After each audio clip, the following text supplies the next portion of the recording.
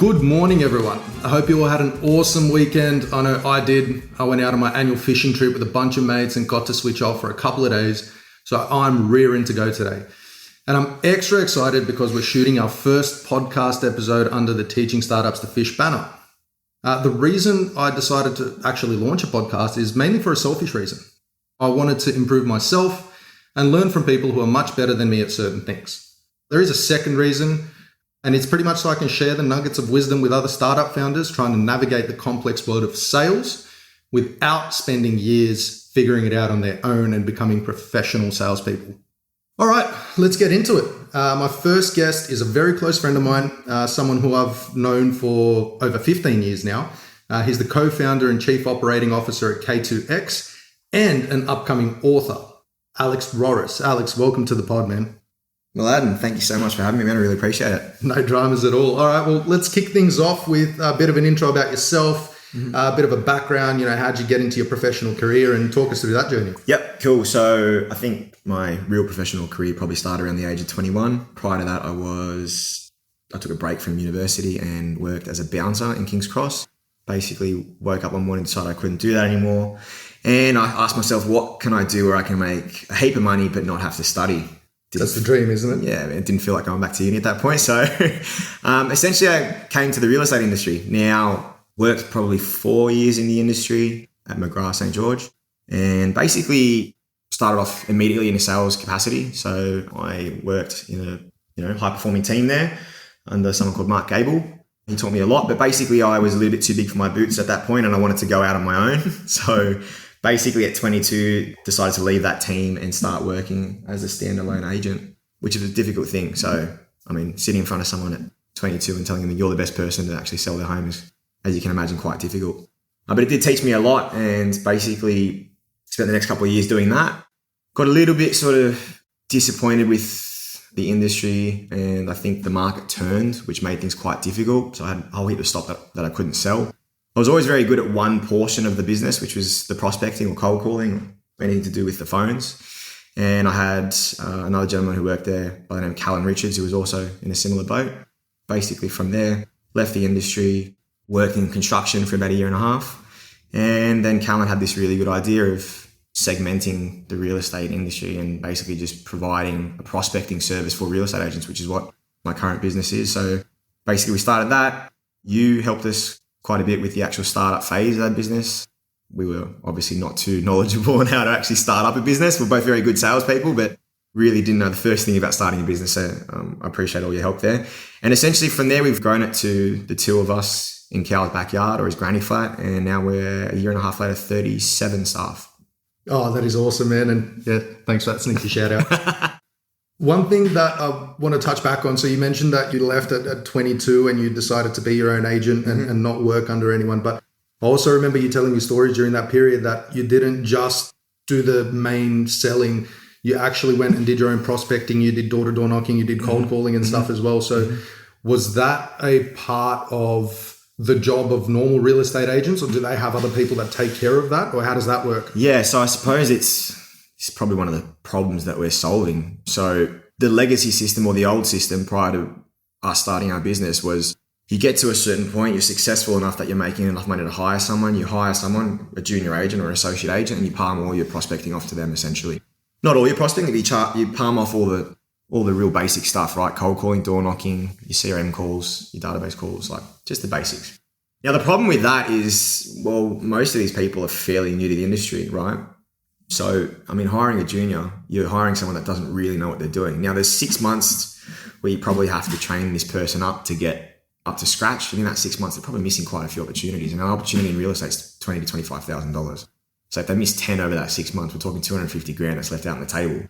And then on top of that, these people generally leave when they get to a certain point because they're sick of doing the gopher stuff and they're sick of doing the basics and they want to be their own man, like I did. So essentially it's this weird cannibalizing system that they have that, you train someone up, they take food off your table, they leave, and then you're just kind of left there in competition with the person that you trained up. So that's the thing that we fix, I guess.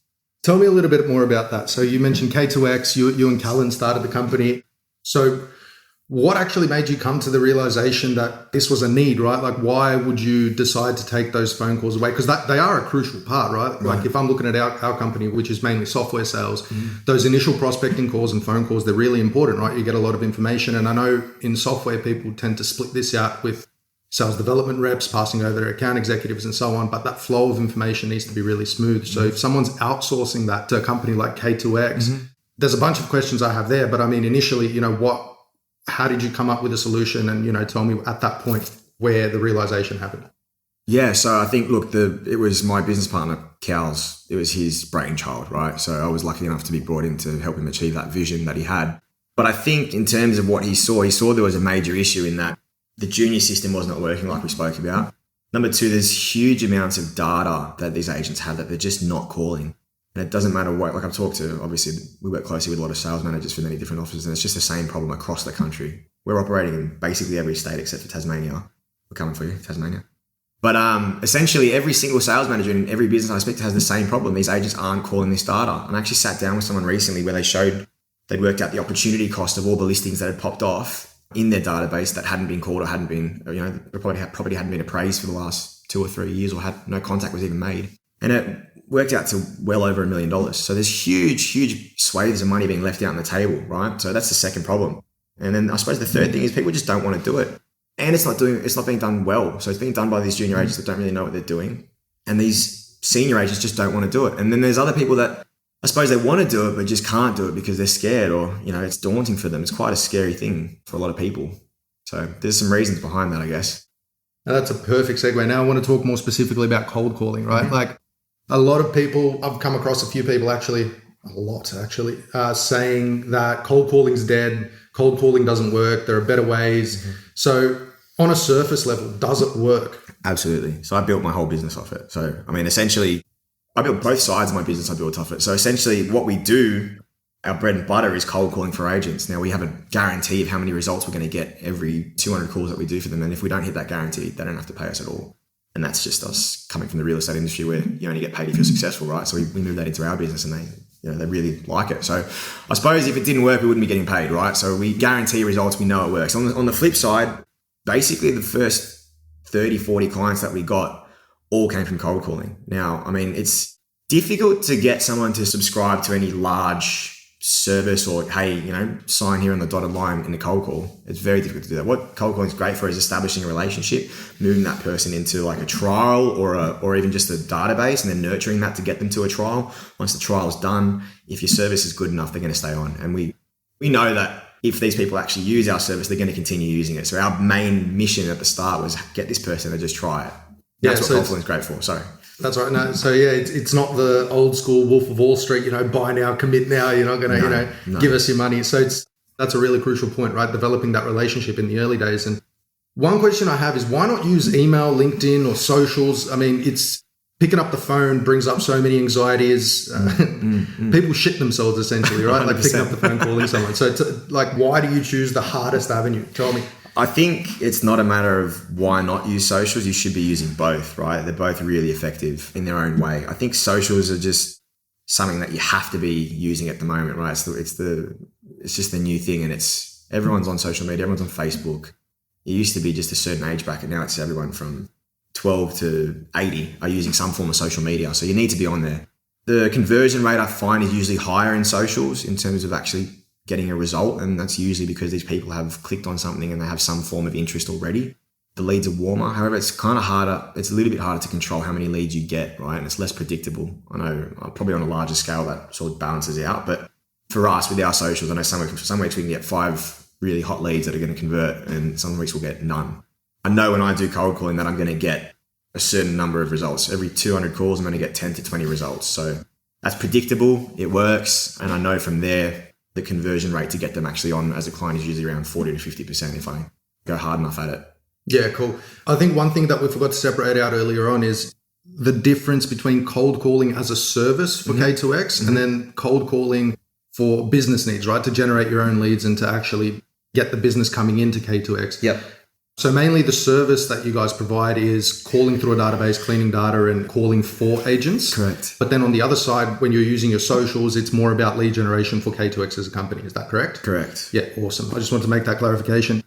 So, all right, well, let's talk about some tactical things right here. Okay. So talking about cold calls, I mean, I mentioned earlier a bunch of anxieties. I remember back when I first started my business, I had an Excel spreadsheet.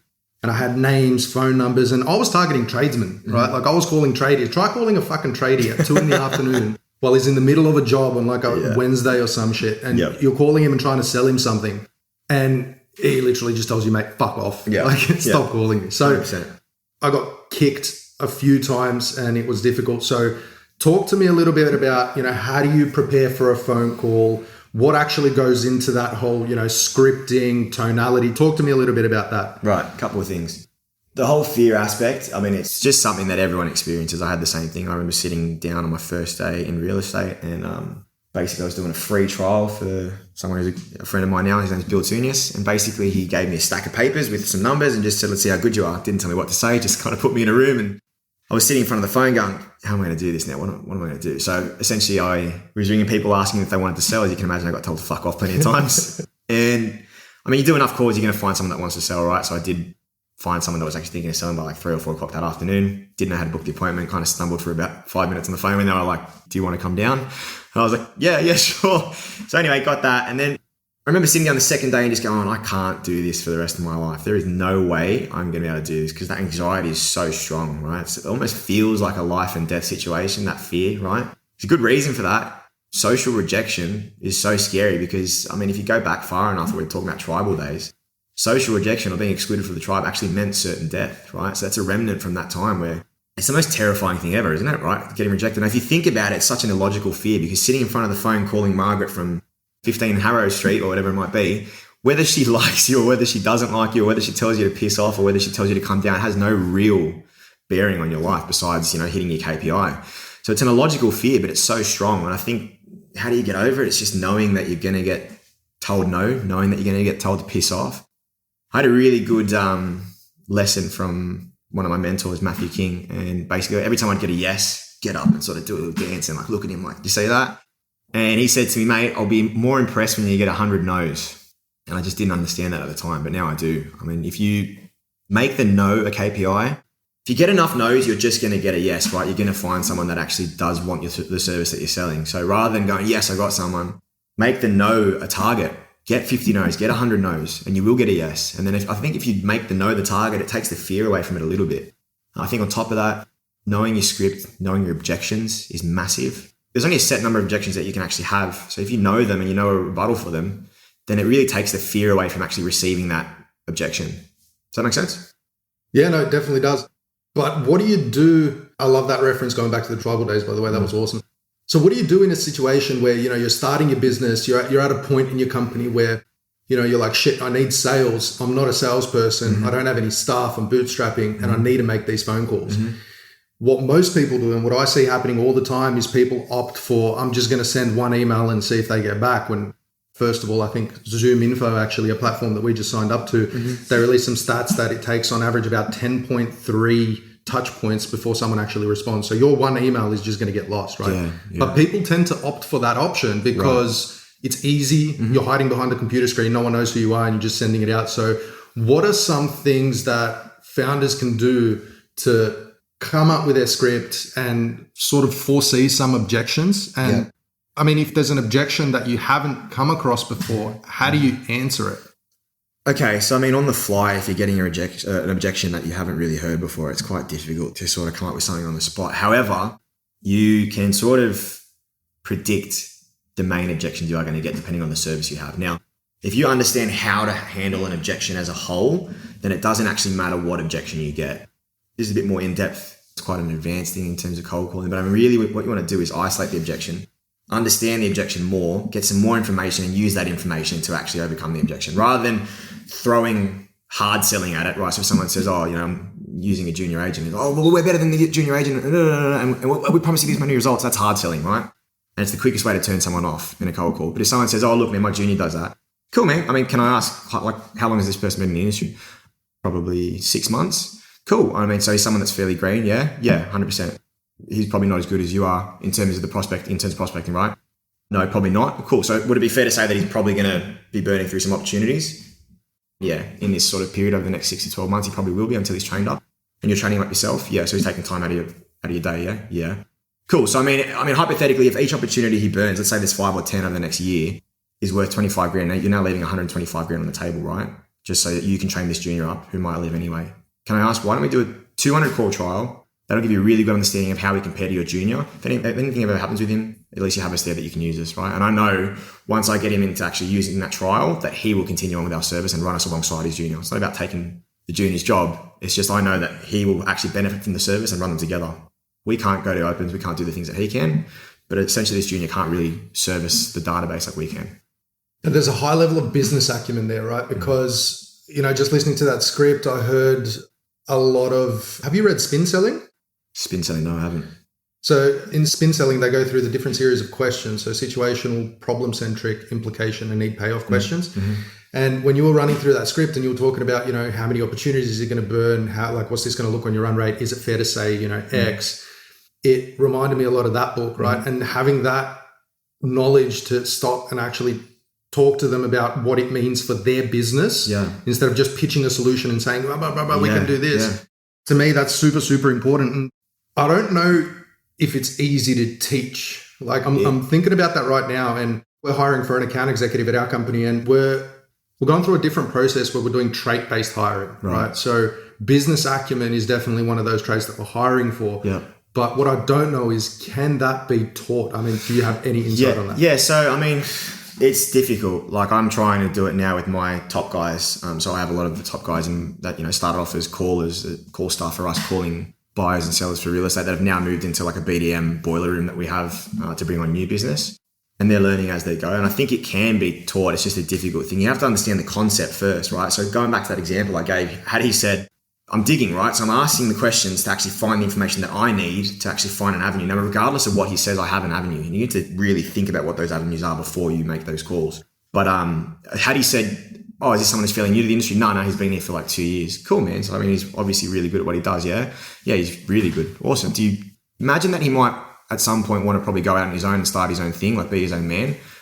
Yeah, probably at some point in the future. Cool. What's your backup plan for that? Are you going to hire someone and then train them up for the next 6 months? Or, what's the opportunity cost that's lost there? Why don't we do this? Why don't we do a 200 call trial? You can see what we can do for you. In the event that ever happens and he leaves, then at least you have us there to call him for those 6 months while you train that guy up. It's a different answer, but it's another avenue that can actually get you to what you want, which is a trial of 200 calls for us. So you need to actually understand what those avenues are before you actually rip into that call. And once you do, it's very easy and you understand the concept of question, lead them to the answer that you want. And it's almost like they come to the answer themselves. Once you balance those two things, then it's very easy to handle any objection.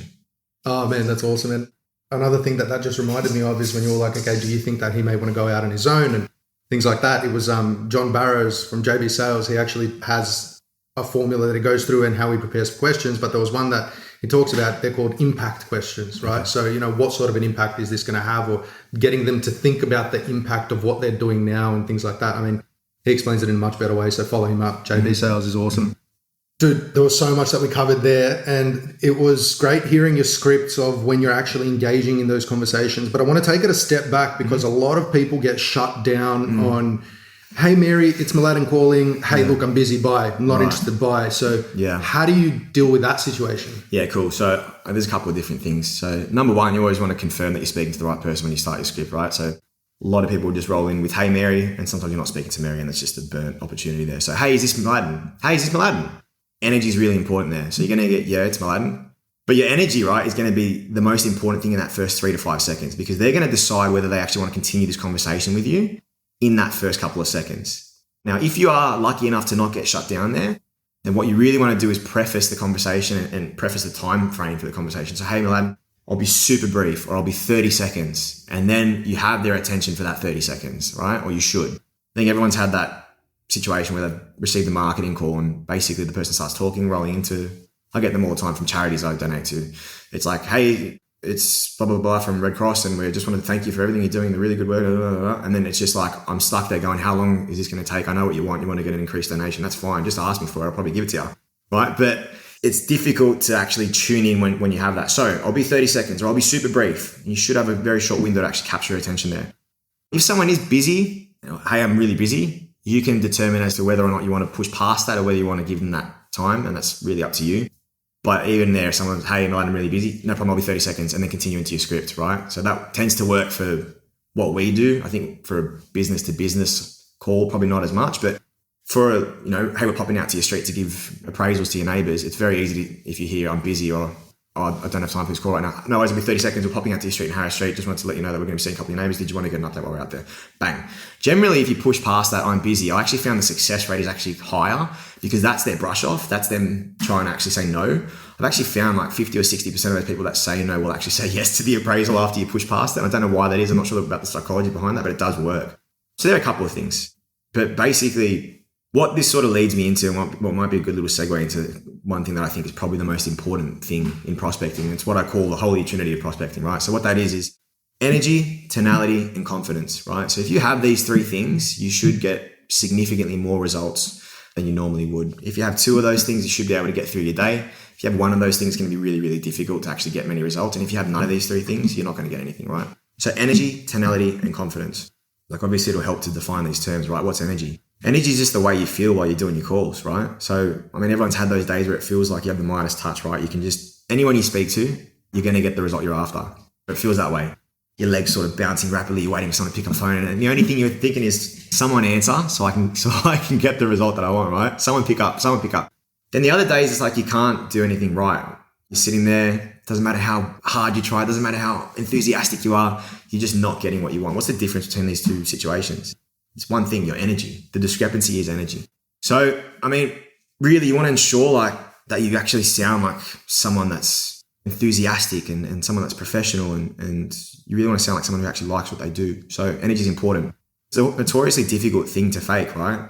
It's hard to just spontaneously find energy, but there's some things that you can do to make sure that you have better energy, right? Stand up while you're doing your calls. Don't do your calls slouched down. Don't be sitting in your chair like hunched over. Do your calls standing up. Walk around if you have to. Sleep well. Have breakfast before you do your calls. That's like a cardinal sin. Not eating before you do your calls. Cardinal sin. Get active. Do some push-ups if it's not working for you. Cal does some yoga poses. Right? He does different things that like, they look funny, but they actually work. He gets up after and he's in the zone, right? Use caffeine to your advantage, I guess, but don't overdo it. You don't want that nervous energy that too much caffeine brings. You want that, you want to be up but not shaking. Limit the amount that you drink alcohol and party. Get some fresh air if you have to. One other really important thing, Aladdin, which everyone's heard, is that old adage, right? It's smile before you dial. It's old school. It's from the 80s. But you know what? It actually works. And the reason why it works is that there's lots of studies that show that physiology follows psychology the same way that psychology follows physiology, right? So if you smile before you do your call, you're actually going to feel slightly happier, right? It's just going to have that effect on you. So I really, really believe that works. Yeah, this is one thing I want to mention here. I'm a big fan of Tony Robbins and I've been to a couple of his Unleash the Power Withins, and it's one of those things everyone needs to try once. I wouldn't recommend it doing it more than once, but each their own. And he actually talks about that. He talks about how energy is transferred from your physiological state into your emotional state, right? So if you're someone who's up and dancing and happy and smiling, even if you're angry, by the end of your smile session or your dance session, you're going to end up being happy, right? It's just, it's inevitable. 100%. I think there's a really good succinct way of saying it that I read somewhere, which is we're as likely to act ourselves into a new way of thinking as we are to think ourselves into a new way of acting. So it works both ways. So that's energy. They're all good things that you can use. It is tough to fake energy, but you can do things to improve it. The other thing is tonality, the next thing. And in my mind, this is the most important thing. Tonality is, in its most basic form, the way that you use your voice and the words that you use while you're speaking. It's incredibly important in conveying meaning. Like in some languages, it's so important that the same word can have a really different meaning by altering the way in which you say that word. Like similarly in our language, it's the same thing, right? I always use this example. If any of my staff are listening, they'll be laughing at this. But basically, when they start off, I always get them to learn inflection by saying, I write down, get me some water with a full stop. And then I write down, get me some water with a question mark. Now I say these two things. First one, get me some water. Second one, get me some water. The same sentence, just with a slight inflection right at the end, and it changes the meaning of the word, right? So it just goes to show you how important tonality actually is. The same thing, get me some water. Get me some water. Again, you can do the downward inflection, which makes it a little bit more commanding. Get me some water, right? So you got get me some water, and get me some water, right? And they all mean different things, right? And they're the same. So it's really, really powerful. The first one is a neutral tonality. It's what you want to use in the middle part of your script and essentially the basis of most of your script once you've actually had an understanding that they want to talk to you. The inflection up is a rapport-seeking tonality. So what that means is like you really want to use it at the start of your script. So, hey, is this Mladen? Hey, Mladen, it's Alex calling from K2X. How you doing today? Very happy. And up, right? You're seeking rapport. You're seeking rapport. Now, if they give you that rapport and it's like, yes, they give you then you can move into your actual neutral. As you're delivering the real point of your script, you can move into a bit more of a commanding tonality, right? So a bit more of a downward inflection at the end. Now, there are little things you can do with your tonality that actually work. Let me touch on that. So talk to me a little bit about how you talk to people, because what I've started doing lately, and I can see my experience and my career transforming as I develop as well. And before, when I used to prospect and when I used to call people, it used to be very professional.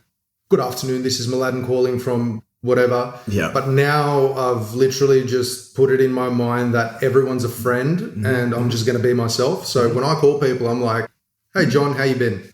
Yeah. So talk to me a little bit about that. And does it make a difference when you're calling businesses or when you're calling individuals and how does that play off?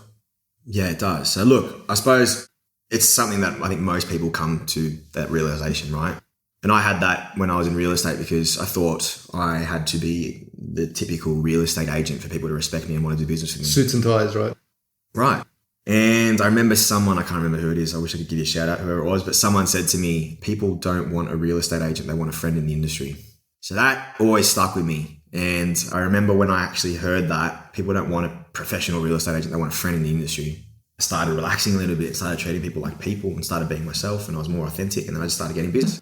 And essentially, like, I remember the day that happened, someone offered me a beer at an appointment, and I would never have said yes to it because I just thought it was the wrong thing to do. And I had the beer with him and I got the business, right? Like a week later, he called me, come down, ready to do it. So yes, absolutely. You want to speak like yourself as much as possible. You want to be as authentic as possible. So, when I talk to people like they're my friends. Hey brother, it's Alex. Like if I've spoken to him once, twice, hey brother, right? Which for most people, they probably wouldn't talk like that. But for me, it's authentic. It's the way that I speak. So I think that works for me. And I think it's really important. Now with a client call or a business to consumer call, you probably want to put your manners in a little bit more than you would on a B2B call, on a business call. You can be a little bit more direct when you're talking to someone that's, business to business, I think personally, but you still want to talk as much like yourself as you possibly can. Yeah, awesome. I think there must be something there that you mentioned before. There has to be some sort of beers and business movement that we can start or some shit. Like I'd love to smash some beers every time I go. Every time I go out to a meeting. Yeah. Sorry to cut you off, man. Yeah, so I suppose there's just a little bit more I want to touch on tonality. When I'm talking about tonality, so the other things that's inflection that we spoke about. So I guess there's a lot more to that, right? So you can think of tonality almost as like delivery as a whole. So the volume that you speak with, you can speak with higher volume at some points, drop your voice a little bit at other points, pace. Am I talking really quickly? Am I going through things, point by point, or am I slowing things down to really, really emphasize what I'm saying? So you can use all those things. They're all powerful, right? Emphasis is so important. People don't think about it. So a good example, someone written down, she said she did not take his money. He emphasized different words in every point. So she said she did not take his money. So she said it. She might not be telling the truth. She said she did not take his money, right? So she said she didn't. Someone else might have. She said she did not take his money. So she didn't take it. She said she did not take his money. She definitely didn't take his money. She said she did not take his money. She said she did not take his money. She took someone else's money. She said she did not take his money, so she took something else, right? That's emphasis, right? You're emphasizing one word and it's changing the whole message. And it's super important in cold calling, right? So you really want to play around with those things as much as you can to actually find what works for you and what actually delivers the message that you want to deliver as best as possible. So that's tonality. Last thing, sorry to ramble on, but the last thing is confidence, right? Confidence is just the belief that you can actually overcome any hurdle that you come across in the line of what you're doing. People confuse confidence with self-esteem. So self-esteem is an appraisal of your self-worth. Confidence is the belief that you can overcome whatever you come up against. Now, how do you build confidence? It's very, very difficult to fake confidence, but you can do a couple of things that actually make you sound more confident. Remove filler words, ahs. Everyone does it when they start. Remove that. Know your script. Know it without reading off the actual paper, right? So know it off by heart. It will come out so much better.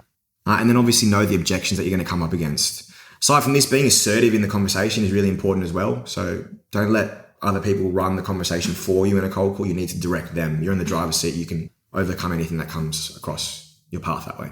And what you said before, just talking about being in the driver's seat and directing the conversation, You mentioned that they don't want a sales agent, they want a friend in the industry. And that definitely rings true to any sales, in my opinion, right? When you're speaking to people, they don't want a salesperson. They don't want someone just to run them through the features of the product or whatever it is.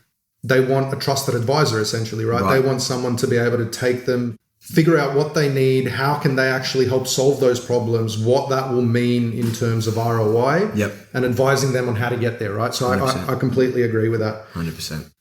You mentioned a lot there around tonality, around confidence, around, all the other stuff. So I want to understand, how do you actually embed this into people, right? Like you mentioned, how many staff members do you have? 38? 37 at the moment. 37 staff members, right? So how do you teach all of those skills to, even one person would be difficult. Yeah. How do you do it on such a mass scale? All right. So I have an amazing team. I'll start with that. I've got my 2 sales managers, Connor Hart and James Nuku, who basically handle the majority of the training for the team, right? It did get to a point where it was just unmanageable for me to be training everyone and doing the BDM and all the different things that I had to do. I wouldn't have mentioned their names because someone's going to try poach them. No, they're not going anywhere. They're my boys. But essentially, as soon as I could, I taught them everything that I knew, and I taught them how to train the other guys, and they've taken over 100% with that, and they're doing a fantastic job.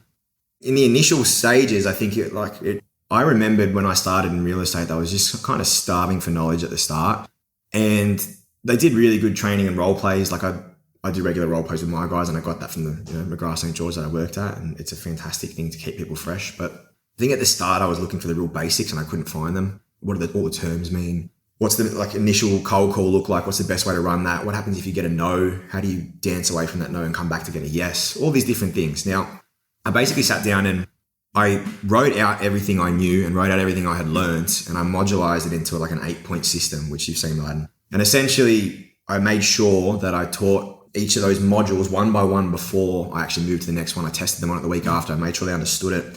And then from there, I moved on to the next one. And then once I ticked off all those points and gone through the system, then we were doing regular role plays as a group to ensure that the things that we did at the start were still fresh in their minds.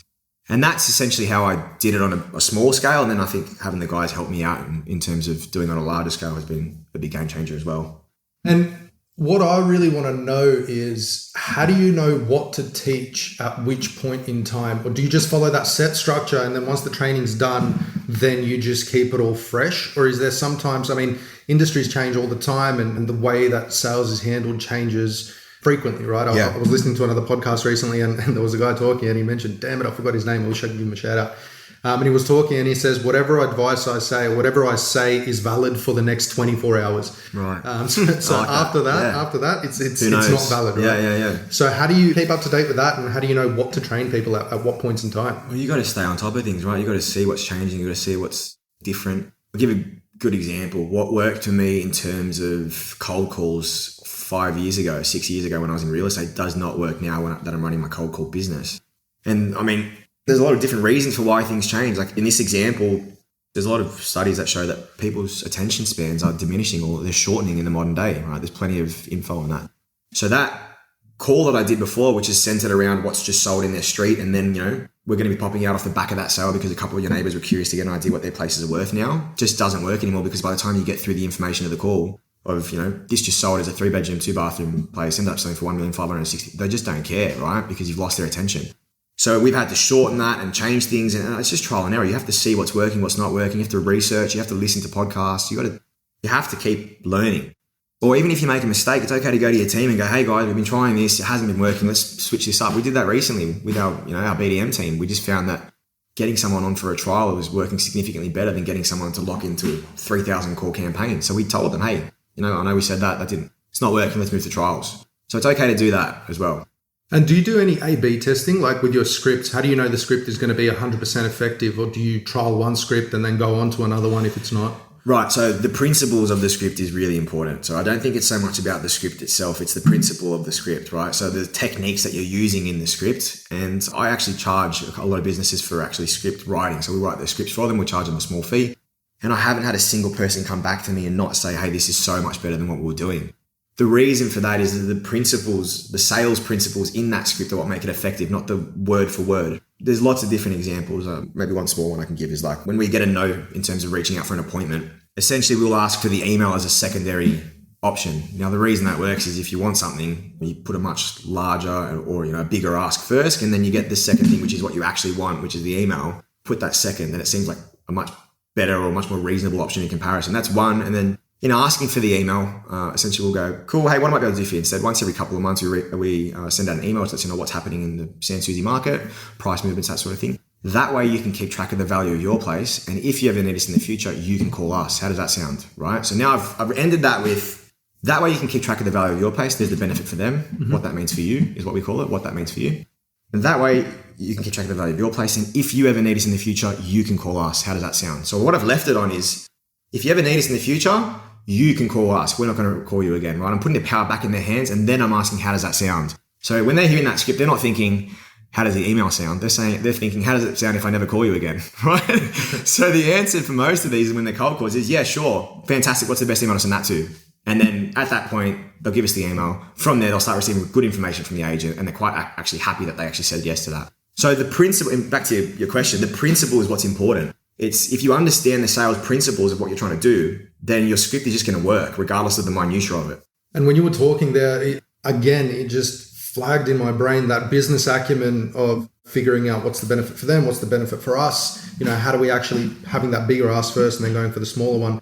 It sounds like you're training that in and not allowing people to freeform that whole business acumen side. Because, to give you an example, right, when we're dealing with SaaS sales, you have to be really curious. You have to really sit down and think, what does this mean for their business? What different levers can we pull? And how can we fit our solution in to benefit them? And then as that moves on to customer success, right, you're looking at, what are the success metrics we can put in place? How do we measure them? And, sometimes this is incredibly hard, right? Yeah. And if someone doesn't come from that business, that they don't have that business acumen and curiosity embedded in them, it's very hard to teach that in my experience, right? But it seems like you've done that successfully, and you've actually built out a step-by-step flowchart, system, process, whatever you want to call it, to actually get them to ask those curious questions without having to think about them. Yeah. I suppose it is still a very difficult thing. Like you said, I think the best way to do it is what you mentioned before, which I've never heard, but it was trait hiring. Is that what you said? Trait-based hiring. Trait-based hiring.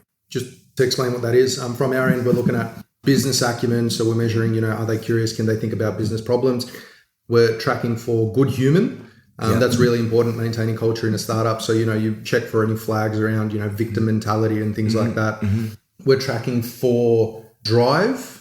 So drive's a really important one. And then all the other basic ones, like how do they deal with problems? And there's a few other ones. I think we track for about 6. I can't think of the rest off the top of my head. But yeah, that's pretty much what they are. I think that's probably something we've been doing anyway without realizing it, right? We hadn't actually thought about it, but that's what we're doing. We're looking for what kind of person this person is when we speak to them. Have they got a bit of pizzazz? Are they curious? Are they confident? We try to find all those things in a person prior to actually hiring them. However, I've also found that with the system we've built in terms of training people, if someone lacks those things, they actually tend to find them somewhere along the way, right? Because I suppose with my line of work, what you're doing is stepping out of your comfort zone daily. You're ringing strangers, putting yourself in the firing line of being told to F off, right?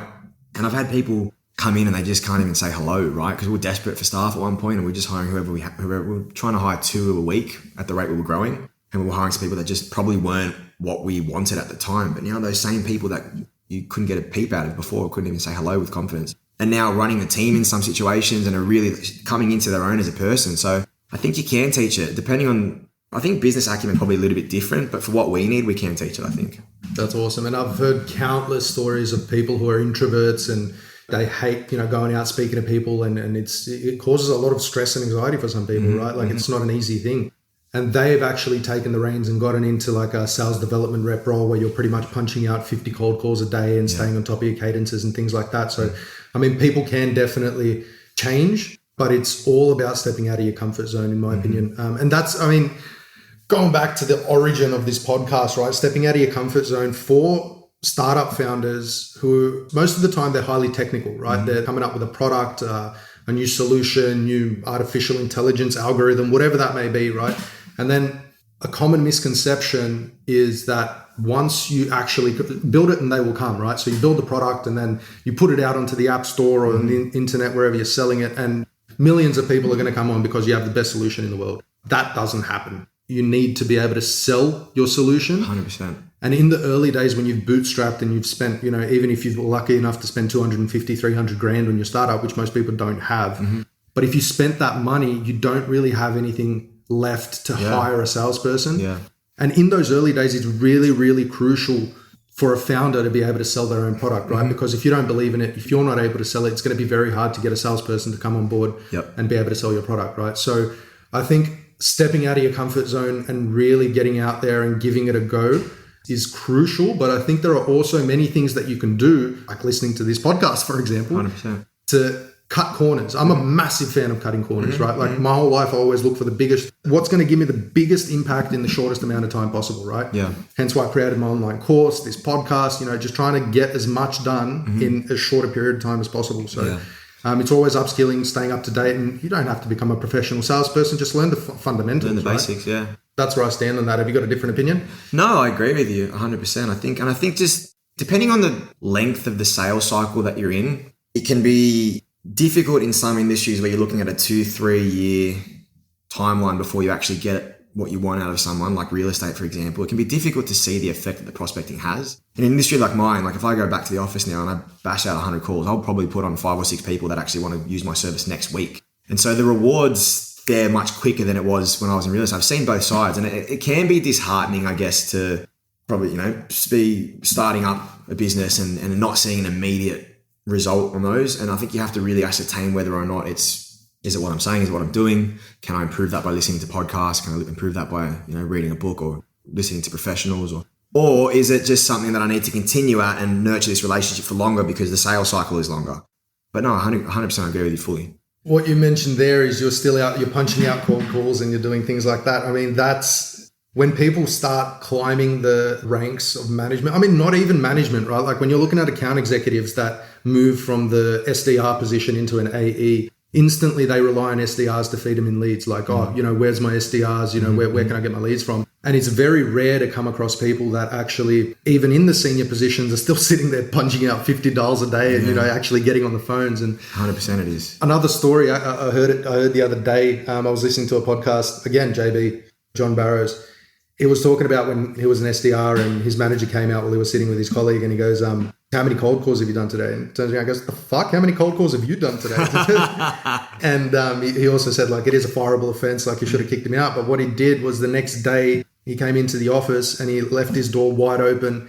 And this guy was just hammering out cold calls. Beautiful. Like the manager was just hammering him out. Beautiful. And then everyone saw, they were like, holy shit, this guy's good, right? Like everyone headsets on, let's start punching him out. So it's always leading by example, I reckon, as well. It is. And like, I'll give you an example of that. Like I probably have moved away from doing the activity that the majority of the staff in my business do, which is calling for the agents. I probably haven't done that, you know, a very long time because I am speaking to the agents themselves, bringing on new business, and I'm doing cold calls to actually generate new business, and then I'm handling the follow-up calls from the BDM boiler room that we have. And my goal, I guess, is to get a signature on the document and get them on for an actual trial. But I think it's really important to occasionally sort of show that you're still there in the trenches with them. So there was an example of a time where, you know, no one could get a result on this one list, and we have our guarantee. So if we don't hit our KPI, we're just not getting paid on that list. So it's kind of Friday afternoon, 2 or 3 lists haven't been hit, and the whole office is just banging out on this list to try and get, you know, the result that we need. And this was the list that no one could get a result on. And I think I even had, I can't remember if it was one of my sales managers going, man, like, it's tough. This list is fucked. I'm like, all right, cool, screw it. So I jumped on, did one call, got told to fuck off. I was like, fuck, I'm a bit rusty. Jumped up, did some air boxing, some shadow boxing, came back to it, second result, got the appointment. So, and then everyone saw that. I made a big hula baloola about it. I'm still the boss. That's why I'm sitting here.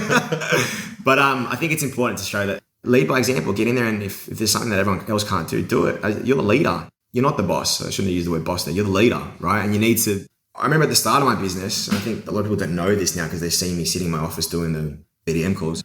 Me and Cal did every single job in the business. We did the marketing, we did the list preparation, we did the data stuff, we did the calling, we did all the planning for the business, we did the admin at the start before we had our team. We did everything, and we split that between ourselves, all while working other jobs. So I was working in a gym at the time to cover myself, and he was working for a prop tech company. And we were doing that outside of the hours of our actual roles. We were doing that. So it was like 14-hour days, 6 or 7 days a week. So it's important that your team knows that you can still do that, I think. Yeah, man. And I love that emphasis on You're a leader. You're not a boss. And I think that's really important. And also, you know what? I think that's an awesome note to end on. So we're going to wrap it up here, Alex. Thanks so much for coming on. I really enjoyed the chat, man, and I hope you did too. I did, brother. Thank you. For everyone listening, if they want to get in touch with you, where can they find you, man? In terms of the business, we've got our website, www.k2x.com.au. We're on Instagram as K2X_leads. For anyone interested in, you can inquire on either of those. If you want to give me a call, you can do that too. My number is 0435 050 129. Awesome, man. Thanks again, Alex. Hope to chat to you again soon, man. Thanks, Thank you.